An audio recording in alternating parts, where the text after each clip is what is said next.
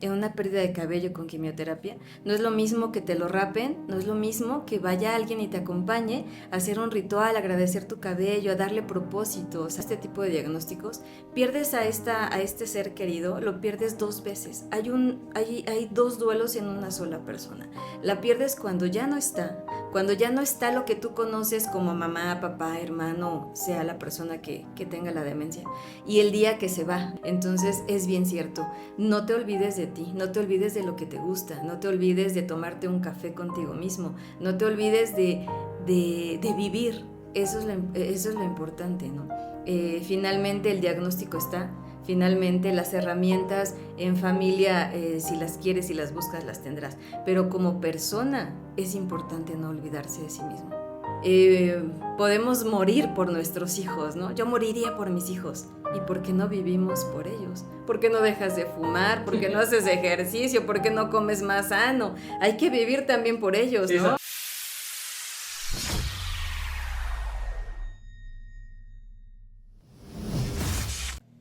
Bien, les damos la más cordial bienvenida a un capítulo más, que hoy estamos muy felices nuevamente de tener a mi queridísima amiga Wendy, tanatóloga, que vamos a estar abordando un tema muy interesante, muy a nuestro estilo, porque con humor, porque si no es más fácil reír que llorar. Entonces, el día de hoy estaremos abordando un tema que es muy interesante, sobre todo, ya sabemos, ¿no? Los duelos que se presentan cuando son de manera repentina, ¿no? Pero ¿qué sucede cuando hay un duelo? Cuando hay un diagnóstico o lo que a veces llaman como una muerte monitoreada. Y la finalidad de este capítulo o de los capítulos que hemos tenido también es como que despertar conciencias, digo, dentro de lo posible. Claro. Despertar conciencias, hacernos conscientes de lo que implica esto. Y cómo debido a los miedos, a la ignorancia, que muchas veces, y cuando digo ignorancia tengo que aclararlo una vez más, no es de una manera despectiva, sino que ignoramos, que no tenemos la información y que muchas veces damos por hecho, sabemos que nos vamos a morir, estamos relacionados con la muerte, pero la ignoramos, no sé si por miedo, muchas veces por esta ignorancia. ¿Qué van a decir si voy a terapia, voy a consulta? Y nos aventamos como el borras a llevar un duelo de esta índole sin saber el impacto que genera en la familia. Y mira que yo cuando estaba haciendo el capítulo y todo eso estaba preparando, dije, ay, qué chistoso. Es la historia que tuve yo con mi hermana dentro de la familia. Y que se puede convertir esto en un lastre. Puede romper el núcleo de la familia. Y por eso hemos decidido tener esta charla contigo. Para los que no te conocen, preséntate por favor. Hola a todos, bueno, soy Wendy Cordero, soy tanatóloga, soy psicooncóloga y soy rehabilitador de enfermedades neurodegenerativas como es las demencias, Alzheimer y todo ese tipo de enfermedades. Y pues sí, es un tema muy interesante porque justamente no nos gusta el dolor, ¿no? Entonces, soltar a alguien o aceptar que esta persona está enferma cuando toca la puerta de la familia una enfermedad, sobre todo terminal o crónica, por supuesto que se rompe la familia, ¿no? Habrá que hacer lazos, habrá que tomar terapia, habrá que hacer muchas cosas para llegar a esa aceptación. Eso que dices, hay que tomar terapia, muy pocas personas lo hacen. Y de verdad que en estos últimos capítulos nos hemos enfocado, hemos querido ir en esa dirección, porque como un individuo que no está llevando, que no está gestionando, que no está acompañado, que no está contenido, a la vez se vuelve un conflicto dentro de la familia, ya no solamente la persona enferma o el que tiene el diagnóstico, sino lo que pasa con cada uno de ellos. Y me lleva a esta pregunta, ¿cómo impacta emocionalmente dentro de tu experiencia el diagnóstico de una enfermedad al núcleo, al centro de la familia? Fíjate que desde que está la sospecha, ¿no? Hoy por hoy estamos trabajando en que ojalá cada oncólogo tuviera su psicooncólogo, porque es impactante desde la sospecha, es como mucha gente está como incrédula, como nos paramos en la fe o en la esperanza de que no, ojalá que no sea. pero cuando ya está el diagnóstico pues ya más que claro, a muchos les da miedo y se van. A muchos les da miedo y prefieren mejor como de no enfrento, y de pronto solo quedan, de una familia grande, solo quedan 2 o 3 personas ayudando o apoyando a la persona que tiene el diagnóstico, ¿no?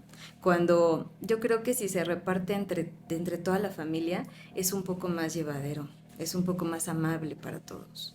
Digo, si de por sí ya la enfermedad llega a pegar emocionalmente, espiritualmente, llega a pegar en todos los ámbitos, irse como por este miedo de no, yo no enfrento, lo hace más pesado. Por eso es la importancia de recargarse en alguien que te vaya guiando, que te vaya diciendo qué sigue, ¿no? Por ejemplo, en una pérdida de cabello con quimioterapia, no es lo mismo que te lo rapen, no es lo mismo que vaya alguien y te acompañe a hacer un ritual, a agradecer tu cabello, a darle propósito, ¿sabes? Eso es la psiconcología. Eh, yo pensé que me ibas a decir a mí de mi pérdida de cabello. No, ¿cómo no me llamaste? ¿Cómo te llamé? No, espérate, porque luego hago estos chistes y las personas se molestan que por qué no lo tomamos en serio, ¿no? De verdad lo tomamos muy en serio. Tan es así que no hay nada mejor para llevar, y lo cuento de manera Sí. personal, no hay una manera también de muy efectiva de llevarlo esto hasta con humor, porque de verdad se toman tan en serio la muerte que es ahí donde lo distorsionamos y vamos a tomarlo muy en serio y no de esa manera, por eso voy... Tomamos muy en serio la vida, ¿no? Y nadie saldrá vivo de ella. Y nadie se acordó de ella, así que no mamen, escálmese tantito.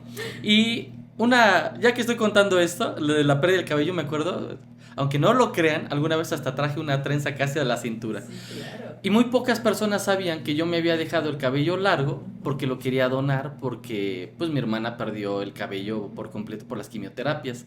Y fue una de las maneras en las que después ella estudió todo esto de pues de corte de cabello, no sé cómo como ya no tengo pues Estilismo. Estilista. Hasta eso perdiste. Hasta eso perdí, ¿no? Al cortapelo. Bueno, y ella incluso me cortó la trenza para poderla donar, ¿no? Entonces, ahí contarles esta pequeña historia. Tenía un motivo. Aunque parezca que no, pero a veces tengo medio buenos sentimientos, ¿no? Pero a lo que voy con esto es qué rol suelen tomar, porque hay quienes se van, de verdad he visto personas que se bajan del barco, que prefieren divorciarse, que prefieren huir, y lo hemos visto muchas veces hasta en películas, ¿no? En historias. Las películas se quedan, de verdad, las películas se quedan cortas de lo que se vive al centro del núcleo de la familia. Y en tu experiencia, ¿qué roles sueles ver que toman la familia entre los hermanos, entre los padres, entre las parejas? ¿Qué roles suelen tomar o cómo lo has visto? Fíjate que es como muy particular en cada familia por creencias, por expectativas, por educación, ¿no? Habrá quien lo tome con humor y se rían de esta situación y la van como sobrellevando y van aprendiendo. Habrá quien se salga del barco, habrá quien le siga, habrá quien tome este papel de protector y de rescatador al final. Finalmente, los cuidadores primarios deben de tener un cuidado especial, sobre todo en terapia, porque el cuidador primario a veces, y es bien cierto que dicen que se va antes el cuidador que el enfermo, ¿no? Es una situación muy difícil, ¿no? Cuidar a una persona enferma. Por eso tú como cuidador debes de tener contención emocional, psicológica, perdón, espiritual. Pero de pronto habrá otras familias en las que no aceptan, pero no acepta a nadie, ¿sabes? Entonces se paran en esta posición de esperar un milagro o de la negación. Y justamente es lo que decíamos, ¿no? Es como un poco el miedo. Es un poco el miedo al dolor. Creo que todos le tenemos este recelo, ¿no? A sentir dolor cuando no sabemos que el dolor es la base fundamental para el crecimiento. Y eso es la resiliencia, ¿no? Ahora está muy de moda y hasta traerlo tatuado, ¿no? Todo el mundo es resiliente, pero no sabe qué es la resiliencia. Y yo en terapia, exacto, en terapia yo les pregunto a mis pacientes, ¿sabes lo que es la resiliencia?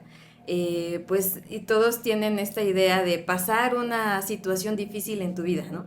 Sí, sí es pasarla, pero es después de que pases esa noche oscura del alma, es salir siendo mejor persona, mejor de lo que fuiste. Eso es una persona resiliente, una persona que cambia la visión de la vida, de las enfermedades, ¿no?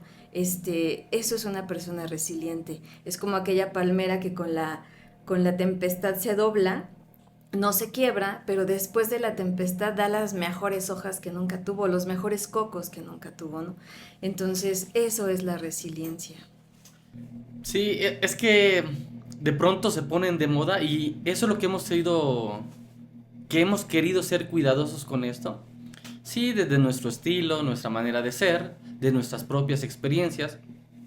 Y hubo personas que incluso me llegaron a cuestionar, oye, pero no serás así porque evades el dolor. No, ni madres, o sea, desde chiquito siempre he sido así. El sarcasmo y cosas de ese tipo. Y mi hermana era igual, o sea, nos podíamos estar riendo, haciendo bromas, pero estábamos muy conscientes de lo que estábamos pasando, ¿no? Yo he dicho que he sido un privilegiado porque hasta los últimos momentos lo pasé con ella.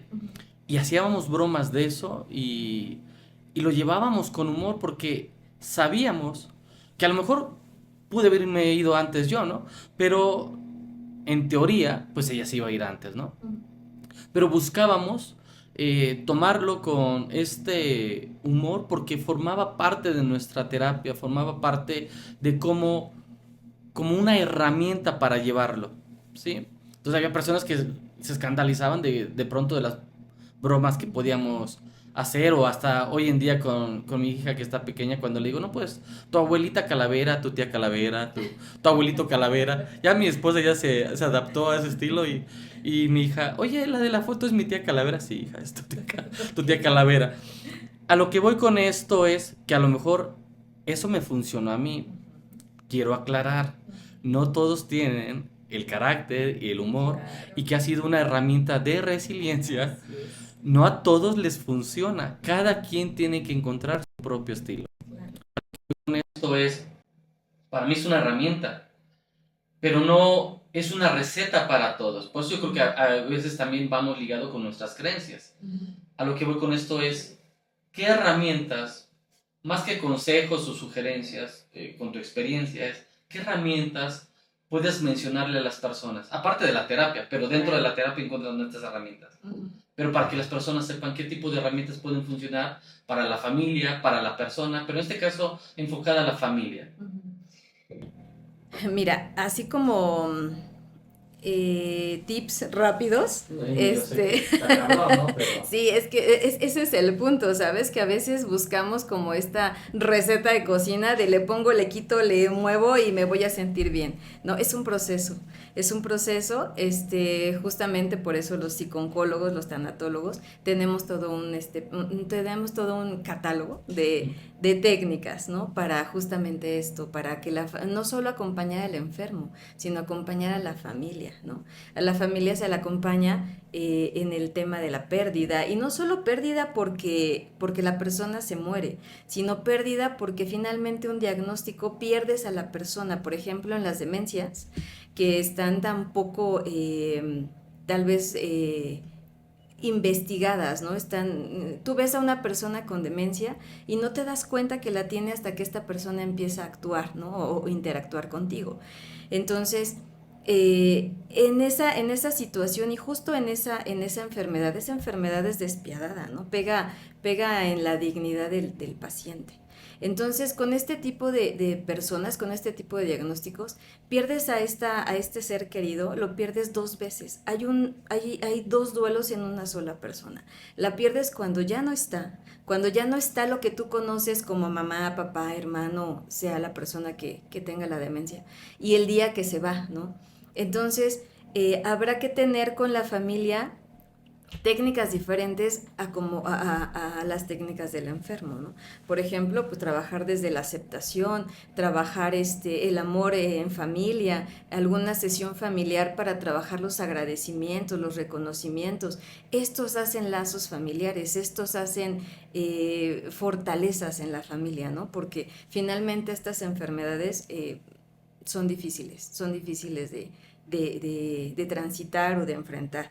Y bien lo decías tú, con tu hermana tuviste esta parte de reírse de la situación. Muchas familias lo hacen y no es porque nos valga, porque de hecho en mi familia es mucho, se ocupa mucho el chiste, ¿no? De lo que estamos viviendo. Pero esa es una parte de la resiliencia.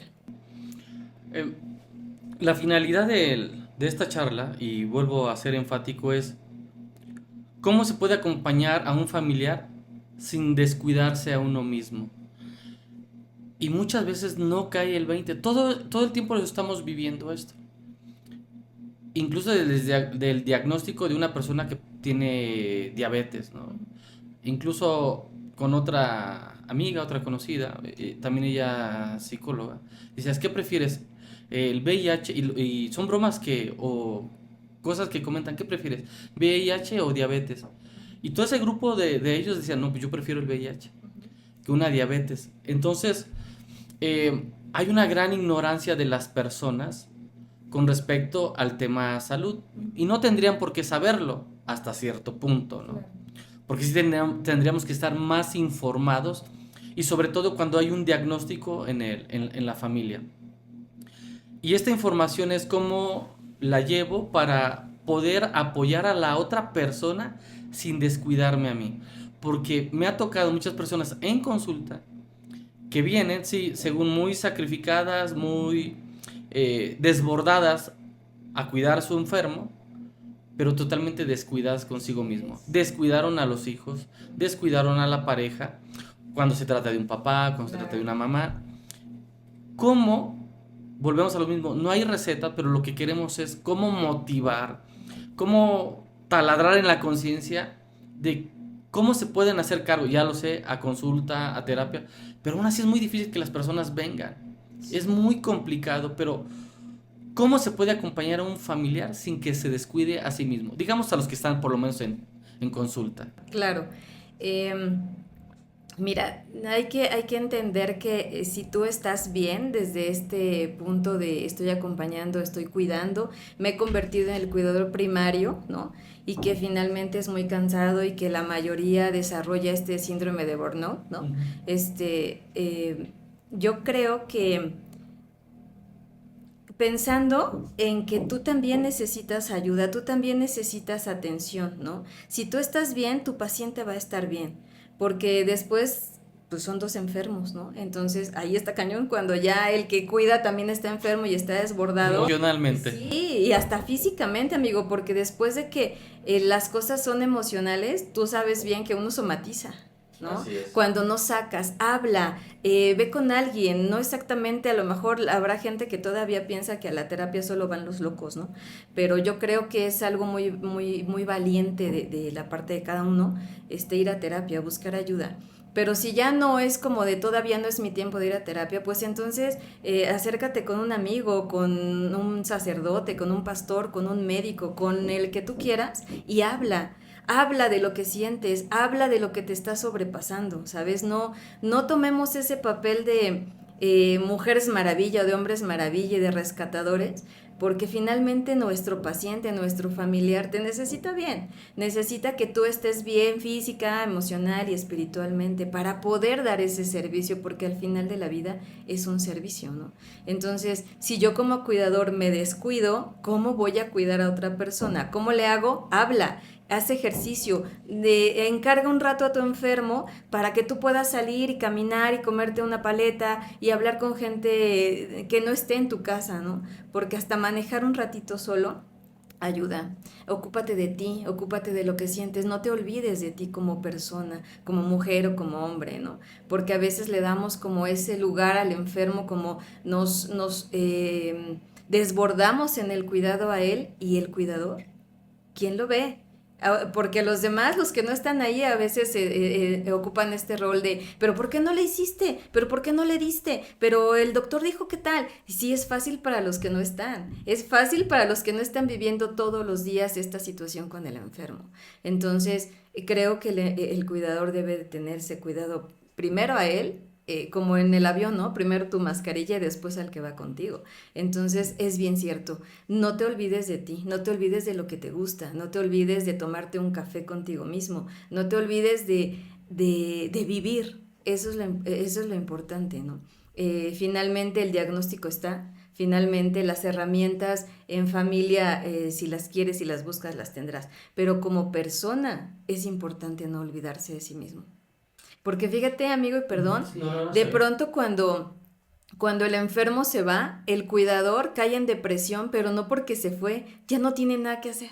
No tengo vida. Exacto, el motivo de vida ya no lo tengo, es como una especie de nido vacío, a eso me dedicaba. Y te juro que conozco un caso de primera mano, que una hija cuidaba a una mamá, se va la mamá y la hija enferma catastróficamente, muy mal, y después de, no sé, 1 o 2 años también se va la hija. Entonces, es eso, ya no tengo motivo de vida, ya no tengo razón de estar, eso es a lo que me dedicaba, ¿no? Pues es una especie de apego y era justo lo que te iba a mencionar que eh, cuando la persona, a final de cuentas, volvemos a esta parte aparentemente en teoría. El que se va a ir primero es el enfermo. En teoría, claro. En teoría. Entonces muchas veces me desbordo a cuidar a este enfermo que tiene este diagnóstico de la índole que sea y me olvido de mí. Cuando tendrías que primero priorizar en ti y se pareciera egoísta, pero es que esto así funciona. Tendría que priorizar en mí para después ver cómo te apoyo. No es asumir tu vida y muchas de las personas terminan asumiendo la vida de esta persona y a veces la persona termina secuestrándole la vida al otro. Cuando el otro se muere, te quedas chiflando en la loma y dices... Por eso esta charla es dedicada a estas personas. No es que seas egoísta, no es que seas un miserable, es que es mi mamá, es que mi papá, es que...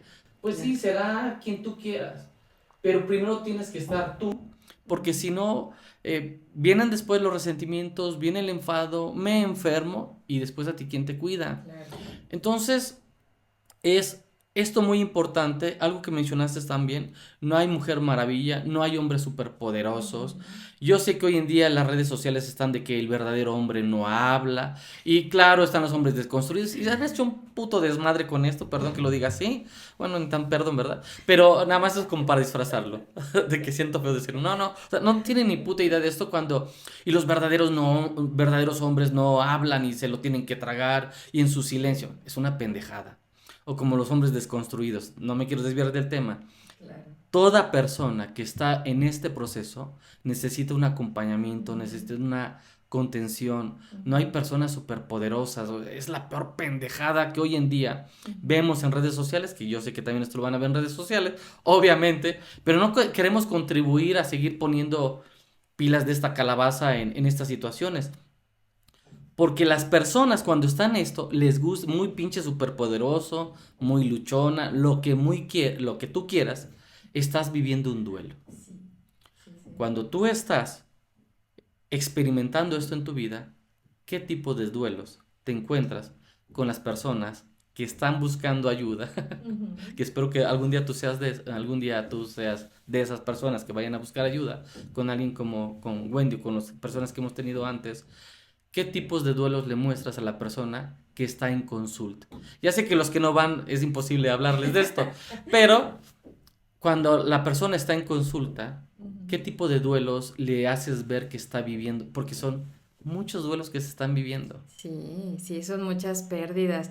Desde la pérdida de la salud, ¿no? Desde que tienes una sospecha, un diagnóstico, es la pérdida de la salud, la pérdida de la relación que tenías con tu ser querido, es a lo que yo te explicaba con las demencias, ¿no? Ver cómo tu paciente o tu familiar se va deteriorando y empieza a convertirse en alguien que no conoces.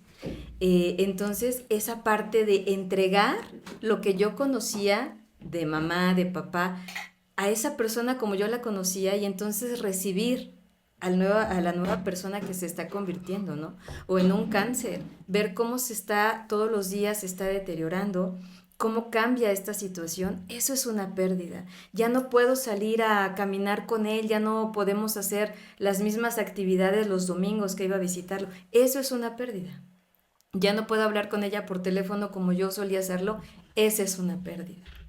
Este tipo de diagnósticos, o más bien este tipo de duelos, encierran, bien dices, muchas pérdidas.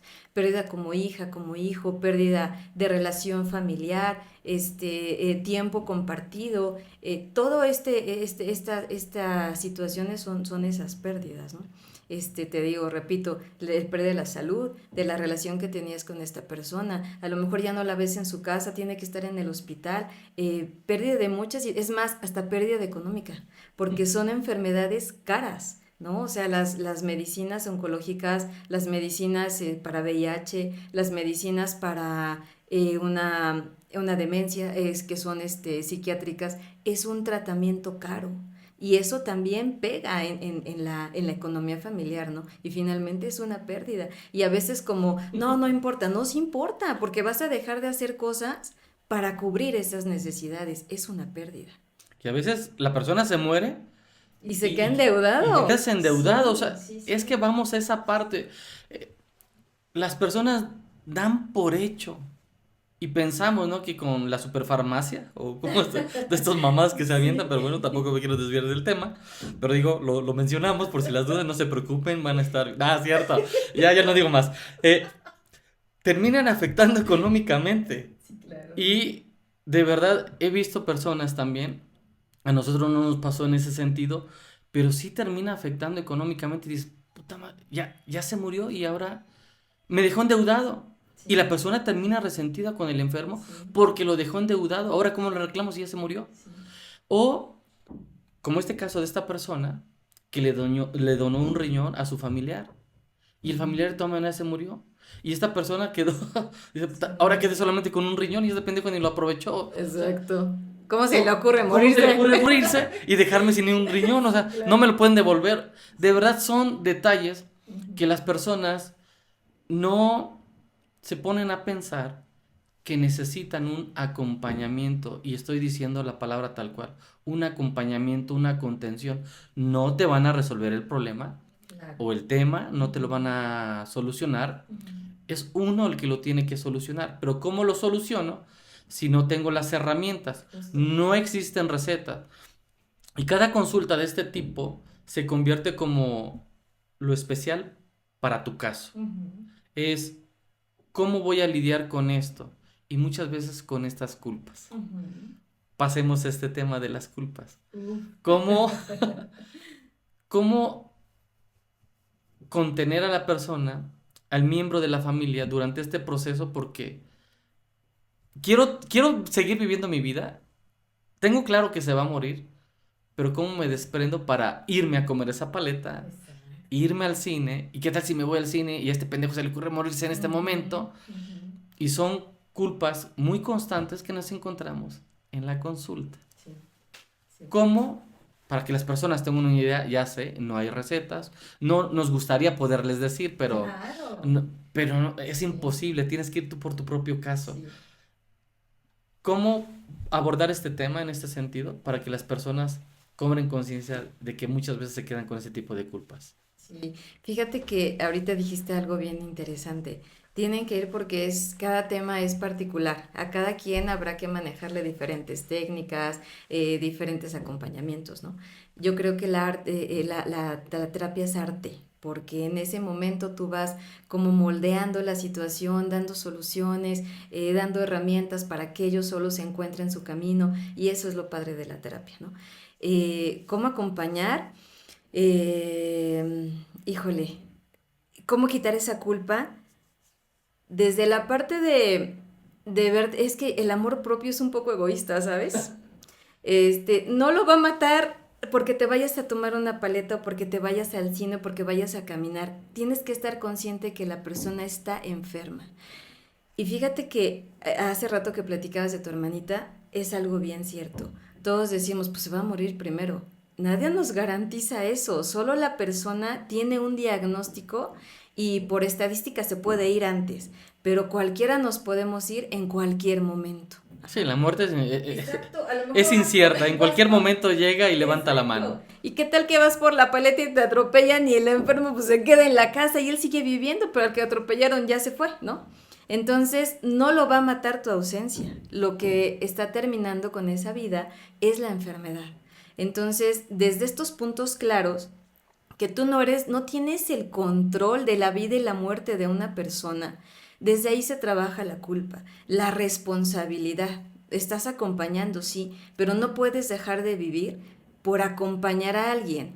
Si lo acompañas y sobre todo, híjole, es bien importante tener como este acompañamiento y contención tanatológica, porque desde, te decía yo, el diagnóstico, el proceso, hasta que la persona fallece, hay muchas culpas, hay muchas responsabilidades, ¿no? Y a algunas personas se nos da mucho sentirnos ultra responsables. ¿Y qué es eso? El control. El control de que yo creo que tengo el control de si vive o muere. No, no lo tienes. No lo tienes. Porque hay como una especie de negación, ¿no? No quiero aceptar que está enfermo. A lo que lleva a frases de este tipo, ¿no? Ya sé que esto se inunda y redes sociales y genera muchos kioscos. Vamos a luchar contra el cáncer, vamos a luchar contra... Para empezar, no tienes que romperte la madre con nadie, no tienes que luchar, tienes que comenzar por aceptar que hay un diagnóstico y que aquí nadie va a perder. Así es. Fíjate que hay mucha esta situación que escucho en consulta de por qué a las personas malas no les pasan cosas como a los buenos, ¿no? Por ejemplo, un cáncer, ¿no? Pero ¿por qué no le pasa, sabes? Rateros, no sé, delincuentes, político, tantas opciones, ¿por qué a mí, no? Es que las enfermedades no son castigos. Las enfermedades son enfermedades y todos estamos expuestos a ellas como la muerte. No es un castigo, es un proceso de vida. Entonces, así como los buenos se enferman, también los malos, ¿no? Entonces, no nos paremos en eso de por qué a los malos sí también les pasa, ¿no? Es real que no son un castigo y no tenemos el control de ello. Sí, eso es fundamental porque de pronto de ahí viene también parte de la negación. Si es tan buena persona, a veces también por ser tan buena persona le llega a pasar eso, ¿no? Porque ya sabemos que los buenos siempre mueren y bueno, es toda esta historia que forma parte de la consulta también, ¿no? De cómo se va abordando. Entonces es nunca tomarlo, como lo acabas de decir, eso sí se lo podemos decir, la enfermedad nunca es un castigo. Aunque es verdad que hay ciertas enfermedades que de pronto aparecen porque aparecen, porque estamos viviendo. Para enfermarnos hay que estar vivos, pero también hay ciertas enfermedades que no las generamos. Sí, claro. Porque también cuando hay esta enfermedad que nos autogeneramos, les guste o no, vivimos en un país que es el número uno en obesidad, que somos un país número uno en obesidad en niños, Infantil. Sí. que somos número uno en diabetes, que somos uno de los países que tienen más problemas de hipertensión. Bueno, de hecho yo una vez di una charla con respecto, y claro, me tuve que documentar, y éramos el país más enfermo. Ahorita no he preparado esa charla, no sé cómo están las estadísticas, pero éramos el país más enfermo incluso que India. Y dije, no mames, ¿cómo que más enfermos que India cuando esos güeyes Sí.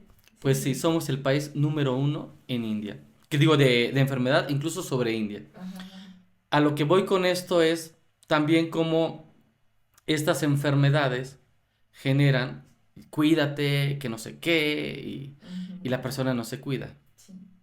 Y entonces, ¿cómo llevar también el proceso? Ya vimos la culpa, pero también el rencor. Claro. La culpa es hacia adentro, el rencor hacia afuera. Y de pronto estoy cuidando a un enfermo que nunca hizo caso, que nunca se cuidó Sí. y que le valía madre, venía ahí con la pinche pata ulcerada Sí. y pues con mi coquita. Exacto, y seguía con la coca y con el boing. Con el boing. Boing. Y eso también son personas que están en consulta, o que no están en consulta, pero que están de una manera silvestre, Que lo están viviendo el rencor, enojado, pero aparte tengo que cuidar a este ojete Que no se cuidó. que no se cuidó. Sí. ¿Qué les puedes decir a este tipo de personas que están cuidando y que están viviendo ese rencor? Justamente por eso, y creo que se hila la respuesta anterior. Todos tenemos el derecho de decidir cómo queremos vivir. Y en algunos casos se nos otorga el derecho a decidir cómo queremos morir, ¿sabes? Entonces, desde ahí es que tienes que hacerte consciente que tú no eres responsable de la enfermedad, de lo que pasó, del diagnóstico, de lo que está viviendo tu paciente o tu familiar. Si hay personas, bien lo dices, con ya úlceras y tomando coca, habrá quien no, si es hipertenso y no se cuida y no toma la pastilla, y entonces de ahí vienen los infartos cerebrales y de ahí vienen las demencias, ¿no? Entonces, a veces no somos conscientes de lo que estamos haciendo, ¿no? Y creo que contigo lo platiqué, amigo, no me acuerdo, pero decíamos... Yo soy un caballero y los caballeros no tenemos memoria. Decíamos como todos decimos esta frase tan romántica de podemos morir por nuestros hijos, ¿no? Yo moriría por mis hijos. ¿Y por qué no vivimos por ellos? ¿Por qué no dejas de fumar? ¿Por qué no haces ejercicio? ¿Por qué no comes más sano? Hay que vivir también por ellos, sí, ¿no? Esa pancita no es de lechuga. Exacto, sí, de rábanos, ¿no? De rábanos. Exacto. Entonces, desde que tú te pones en este punto de yo no soy responsable de lo que le está pasando, finalmente es una enfermedad, ¿no? Y de eso no hay control, nadie tiene el control, pero si fue un descuido de esta persona y demás, bueno, tampoco hay que usar este látigo, ¿no? Para sí, por su culpa, ya está. Ya en este momento no sirve estar diciendo por su culpa, porque no se cuidó, porque no comió bien, porque no dejó de fumar, ¿no? En este momento es lo que están enfrentando, a tus posibilidades, ¿no? Y si vas a terapia vas a tener más y más herramientas para cuidarlo, para acompañarlo, para contenerlo y para no descuidarte. Pero ya es como una tortura, ¿no? Hasta absurda, hasta innecesaria, una rudeza innecesaria, estar en ese pensamiento de bucle de por su culpa estamos viviendo esto, porque no se cuidó, porque no tuvo dieta, porque no dejó de fumar. Finalmente, en su derecho estaba decidir si lo quería hacer o no, ¿no? Si hacía yoga temprano o se quedaba dormido hasta las 10, 11 de la mañana, ¿no? Entonces, si se echaba un cigarrito o mejor se salía a caminar, ¿no? Entonces, él tenía el derecho de decidirlo. Así decidió. Si fue un diagnóstico por una enfermedad que fue causada por algún mal hábito, bueno, pues tenía derecho a decidirlo, ¿no? Entonces, ahí no hay culpa, ya estás en esto, ¿cómo lo vas a enfrentar? Busca ayuda, busca terapia. Los resentimientos pesan, las responsabilidades pesan. Sí, responsabilidades ajenas, por eso hay muchas personas que llegan a consulta, oiga, ¿cómo le puedo hacer para que mi hijo deje de...?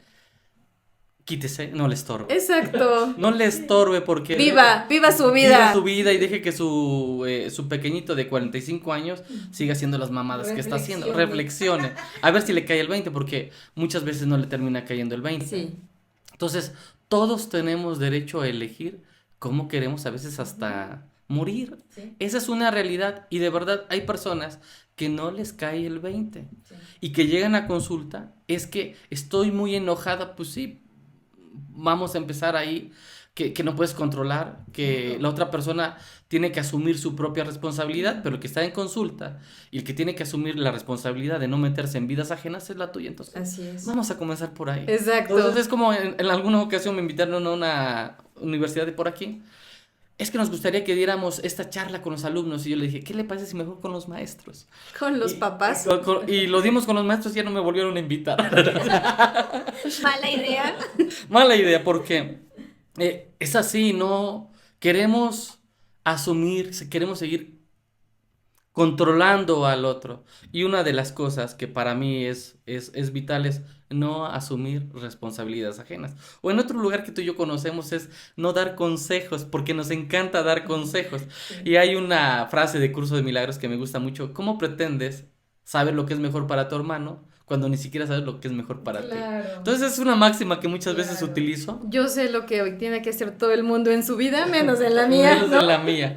Entonces es aquí la finalidad de esto es que no tenemos soluciones, queremos resolver los problemas con una aspirina en la rodilla y eso es imposible, no se va a lograr. Así que para las personas que se den cuenta, y cuando digo abrir conciencia es que solo no vas a poder. Ha habido casos muy excepcionales, pues a lo mejor no los conozco. Hasta esas personas siempre han tenido un referente. Busca a grandes referentes de estas vacas sagradas y hasta ellos tuvieron alguien que les sirvió de guía. Así que para las personas que están en busca de qué papel puede jugar, en este caso la tanatología, para acompañar a alguien que sí sabe que solo no puede o sola no puede. Mira, en la tanatología justo es eso, es un acompañamiento al alma, porque cuando hay una pérdida, lo que nos duele es el alma. Entonces, de ahí empezamos a somatizar, ¿no? Y entonces entra esta enfermedad tan conocida como la neurosis, ¿no?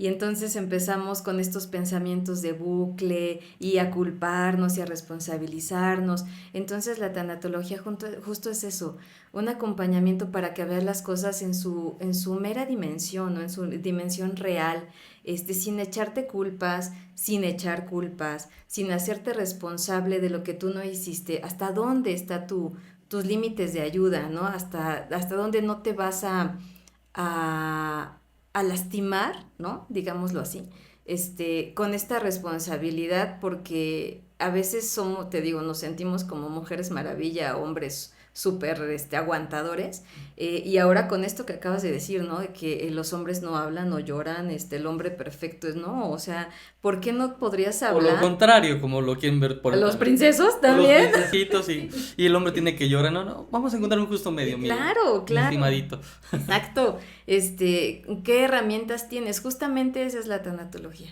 Acompañarte de una manera humana, ¿no? De tomarte la mano. Desde ese momento, yo como terapeuta trato de que no te sientas solo. Desde que tú llegas a mi consultorio, te tomo la mano y caminamos juntos. Y dicen por ahí que dos cabezas piensan mejor que una, ¿no? Entonces, es bien padre acompañar a una persona y que salga de tu consultorio con una visión diferente, con una visión más esperanzada, con un amor propio un poco más fuerte.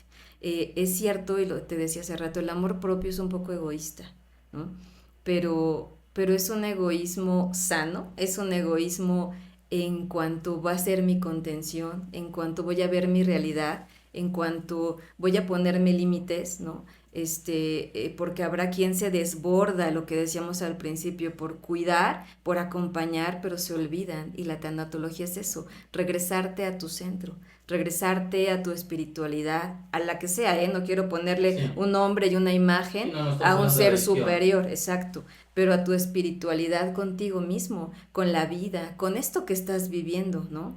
Entonces, esa es la tanatología, eso es lo importante de aceptar de no voy a poder solo, y entonces busco ayuda, ¿no? No es de vergüenza, no es de que soy débil, no pude solo, nadie podemos solos. De hecho, no. Fíjate que acabas de tocar y quiero regresar, pero a dos puntos. Pero que dices, solos no podemos. Y es como esto, y de verdad se lo creen las personas, es que solo vine al mundo. No, pendejo, no viniste solo.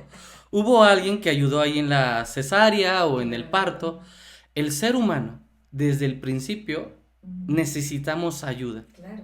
Somos una especie de animal que en el momento, en los primeros meses, quiero pensar que solo en los primeros meses y en los primeros años somos unos inservibles. Hay quienes se avientan 45, 50 años siendo unos inservibles. Pero, yendo a esta parte, los primeros años somos unos inútiles. Y tenemos que reconocer eso. No, solos no llegamos. Y el ser humano, toda su vida, va a necesitar de una especie de apoyo, de una especie de contención. Así que bajémonos de la nube, no nos extrapolemos y vamos a buscar dentro, que lo decías bien, la espiritualidad y cualquier filosofía de vida menciona de estar en el justo medio lo más posible. ¿No lo vamos a alcanzar? No lo creo. Cerquita. Vamos a ir como a andarle como rozando. Pero es importante que comprendamos que solos no podemos. Y menos en este tipo de cosas. Que este tipo de personas, o este tipo de, en general, cuando también nosotros, también vamos a terapia, de hecho, ¿no? Freud iba a terapia, Jung iba a terapia. Si no nos hacemos conscientes de eso, somos los que nos andamos madreando en el tráfico, somos los que nos estamos peleando en la fila del banco. Al final de cuentas, esta estadística, les guste o no, el 97% de la población mundial tiene un tipo de problema de neurosis, por lo menos uno. A eso súmale a todos los que existen. Por esa parte quería abordar ese punto. Y otro punto muy interesante es que hay algo maravilloso que nos enseñan los niños, los pequeñitos. Así conforme vamos creciendo, esos inservibles de momento, nos enseñan a ser egoísta. Y la peor estupidez que podemos cometer nosotros como padres es decirle, no seas egoísta, da, comparte, ¿no? Primero el niño tiene que generar este sentido de egoísmo, de primero estoy yo, y nosotros como adultos muchas veces estamos mame y mame con eso, estamos truncando esa parte, que es algo muy importante para el desarrollo del niño, vivir esa parte del egoísmo y después comprender la parte de compartir, de decir, ay, pero también puedo compartir, y nunca desde la obligación. Entonces yo incluso cuando lo veo con mi niña pequeña, es algo que no tenemos, que pareciera, no, tienes que dar, comparte y da. Yo no lo obligo, si no quieres dar, no des. Y hasta se lo digo así. Tú sabrás cuándo quieres dar. Y ella solita va y, lo quiero compartir, excelente. Entonces, no estoy dando consejos ni sugerencias. Ustedes vayan a terapia. Exacto. A mí mi trabajo me ha costado. Después se andan regalando en el mundo, sí, ¿no? Después andan a ver quién dando opiniones, ya saben. No lo voy a decir porque no quiero que corten el video. Pero, ya sabes a lo que me refiero, que las opiniones y las nalgas son iguales, ¿no? Ahora, lo voy a decir, no las des, si no te las piden, no las des. Exacto, Entonces, a lo que voy con esto es, más que una recomendación es, ¿qué les dices a las personas que están atravesando esto? De la importancia, más que un consejo, sino para ir cerrando es la importancia de la consulta. Lo hemos ido abordando durante la charla, pero ¿cómo cerrarías para ponerle la cereza al pastel? ¿Qué les dices a las personas de la importancia, ya sea tanatológica o de otra índole? ¿Qué les comentas? Claro. La tanatológica, psiconcológica, ¿no? Que está muy poco abierto este tema todavía con la psiconcología. Si la tanatología está como apenas agarrando auge, la psiconcología es muy poco escuchada. Pero yo les diría que hace tiempo escuché una frase que decía: un triunfo compartido es doble triunfo, una pena compartida es media pena. Entonces, creo que esa es la importancia del acompañamiento en terapia, la que ustedes elijan, ¿no? Creo que, y agarrarte de la mano de alguien y caminar en esta situación, en esta noche oscura del alma, es tan importante para tomar buenas decisiones, para no perderte en esta situación, para seguir viviendo aún con estos diagnósticos, ¿no? Tómate de la mano de alguien que sepa, de un terapeuta, que te sepa guiar, que te sepa encaminar a encontrar el camino que tú necesitas en este momento y en este proceso de tu vida. Qué bueno que se los hace saber, ojalá.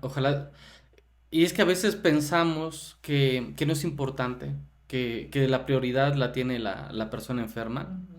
Es cierto, hay cuestiones económicas, hay muchos factores, pero afortunadamente conozco a amigos profesionales que son muy asequibles incluso a los costos, y que de verdad, hasta que no van a la consulta, no saben los beneficios. Es que yo no puedo hablar de algo si no conozco los beneficios. En el momento en que comprendes el beneficio, ya no es difícil, no es complicado.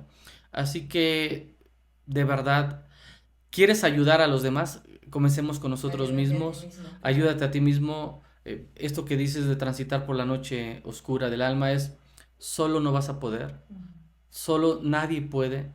Yo sé que hemos sido muy enfáticos, muy repetitivos con esto, pero a final de cuentas lo que buscamos con estas charlas es despertar estas conciencias, que busquen ayuda, que van a ser personas más útiles de esa manera, que no es un gesto de debilidad. De hecho, aceptar que necesitamos ayuda es algo muy valiente. Es algo muy valiente, es algo de fortaleza. Así que, para cerrar, ¿qué les dirías ya para cerrar? alguna experiencia propia, alguna experiencia con alguna consulta de este tipo y que haya servido para como referencia para más personas. Yo les diría que, primero que nada, no se sientan juzgados. Todos llegamos a terapia con este temor. Y si tu terapeuta te juzga y te dice qué hacer, no es buen terapeuta. En este momento, tú lo sabes, amigo, estoy transitando en la vida por una situación similar y sin ayuda lo hubiera vivido de manera muy diferente.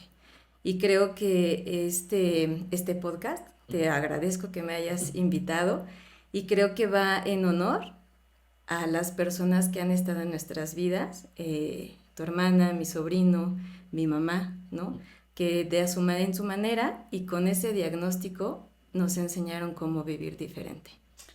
Sí, pues afortunadamente hemos pasado, y lo digo muy en serio, hemos pasado por estas situaciones porque son experiencias de vida y de verdad hubo personas que me llegaron a preguntar que por qué no me dolía. Le dije, no, no, es que sí me ha dolido. Lo que pasa que hay que diferenciar entre el dolor y el sufrimiento. Y muchas personas se quedan estancadas en el sufrimiento, lo confunden con dolor. De hecho, en estos procesos es importante reconocer el dolor para que no se convierta en sufrimiento, para que encuentres una ruta de salida. Y pues una de las cosas más hermosas, yo sé que les cuesta trabajo comprenderlo, hasta que vayan a consulta, van a comprender que sí son momentos hermosos estar en el último momento de un ser querido cuando se va, cuando parte. Qué belleza. Nos va a doler, pero es esto hermoso que estas personas que ya no están en nuestra vida están en nuestros recuerdos. Y entonces eso doloroso se convierte en lo que me dejó esta persona. Claro. ¿Qué me brindó en vida? ¿Cómo lo experimentamos? Al día de hoy, yo puedo acordarme de mi mamá, de mi hermana, y reírnos de las cosas que vivimos, que compartimos. Entonces no es ay, pero es que se murió y ahí vas con esta estupidez, ¿no? Algo ibas a comentar. Sí, fíjate que a veces nos clavamos en se murió y le pasó y lo sufrimos, pero no honramos, no aprendemos a honrar lo que vivió, lo que nos dejó, lo que disfrutó, cómo vivió. Eso es lo que hay que aprender. Hay que honrar lo que vivió, no solo recordar su muerte, honrar su vida. Sí, así que este podcast o esta charla, como le quieran decir, la finalidad es para nosotros de entrada, pues es honrar a nuestros seres queridos, a nuestros seres amados que han estado en nuestra vida. Ojalá tengan ustedes la oportunidad. De hecho, debido a esas experiencias, ha sido la motivación de crear esto, de encontrarme a Pablo y armar todo esto. Por eso la finalidad de esto, denle, no sean ojéis, denle like, Denle like. compártanlo, porque eso es lo que nosotros buscamos, es poderles servir a ustedes, servir, no cargarnos sus temas, ustedes vayan, busquen terapia, ojalá incluso, si no es con nosotros, con alguien más. Así es. Si ves con nosotros, qué mejor. Claro, los esperamos. Va a ser un placer poderlos acompañar. Claro. Y si no, aquí también conocemos otras personas que son excelentes colegas. También. Así que lo importante es que no se lo lleven solo.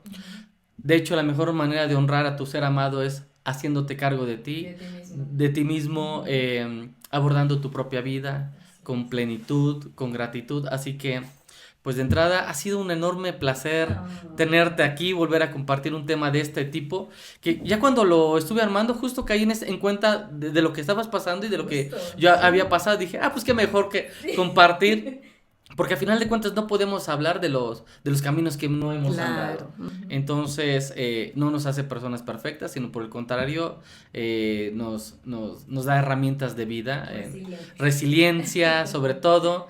Y resiliencia es aceptar eso, ¿no? Claro. Salir más fortalecido, ¿no? ¿Hacia dónde? O salgo más fortalecido o salgo más debilitado, como lo quieras ver. Tú lo decides, claro. Tú decides, así que, ¿qué te llevas de esta charla ya para cerrar? Me llevo tu cariño, ese siempre me lo voy a llevar. Lo tienes, amiga, lo tienes. Y lo sé. Me llevo mi corazón lleno, me llevo la tranquilidad, la satisfacción de ser de ser un oasis, ¿no? En estas situaciones tan difíciles para muchas personas. Ojalá, amigo, que podamos serlo para más personas, ¿no? Y que nosotros encuentren esa paz que en estos procesos de vida se pierde tan fácil. Sí, a final de cuentas, esto que nosotros hemos vivido nos ha dado el entusiasmo, nos ha dado nuestras vocaciones de vida, que lo hemos hasta, lo voy a decir tal cual, hemos disfrutado este proceso, Así es. que tan es así que nos dedicamos a esto. Sí. Así que ha sido un placer, gracias por dedicarnos este tiempo, regalarnos este tiempo, infinitas bendiciones y nos vemos en el próximo capítulo. Bye bye.